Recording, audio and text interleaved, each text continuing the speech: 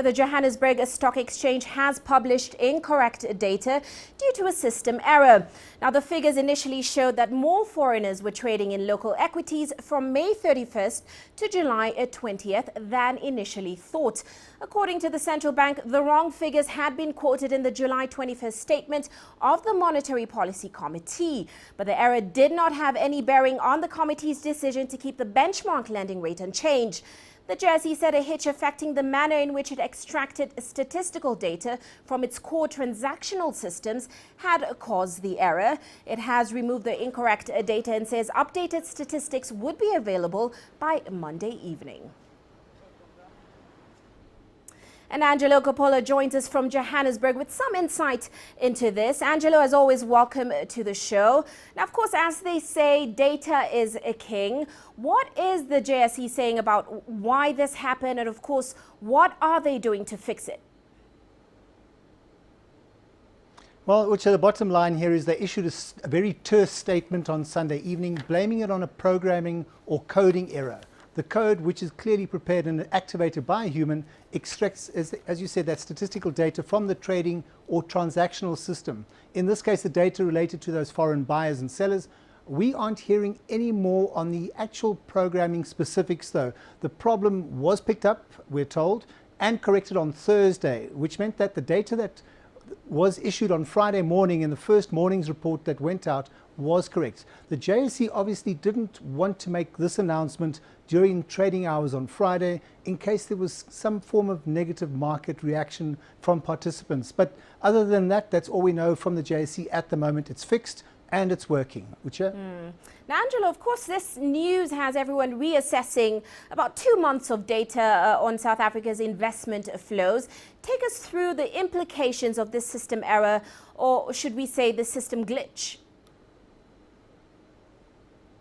Well, the bottom line here is it's a mistake, it's an error. There's nothing else. It's not a glitch. It's a straightforward mistake. And it relates specifically to the equity market. That's what the JSE is telling us. Whether it affects the derivatives, the futures, and the soft commodities portion of the market, those are the derivatives there, is unclear at this stage. Ultimately, though, it is a statistical error. It's going to make some potential investors take a second look before investing, but the serious investors are those ones that have maybe 2, 3, or even more avenues where they can confirm data integrity and where they can check to see if they're happy with what they're seeing coming out of South Africa.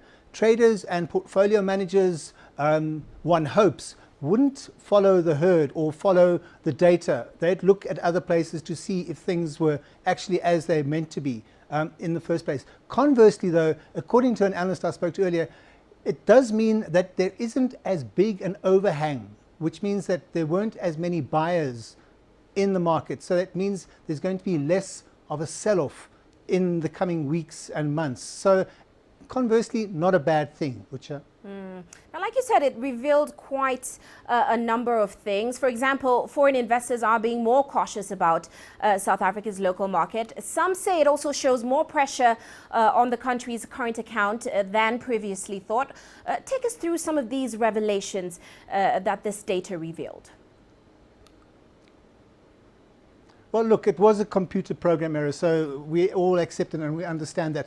Any mismatch that could have happened is most likely going to be being picked up by the Reserve Bank. Ultimately, any offshore trading and transactions do have to go through the Reserve Bank. So the SARB or the Reserve Bank would have had its own checks and balances in place to pick up any of these mistakes because it's based on revenue that's due to the Reserve Bank. And knowing the Reserve Bank as we do, they would have been on this like a flash and picked it up straight away. Ultimately, though, it is a statistical or accounting error. So there's no impact on the current account and certainly no damage is expected. That's what we're hearing. But as one economist put it, if Brexit was a storm in a teacup, this is a storm in a teaspoon. On the other hand, of course, another economist is telling me that perhaps some investors were wondering about the anomaly and probably would have asked some questions. Well, many thanks, Angelo, for those insights. Of course, Angelo Coppola joining us in Johannesburg.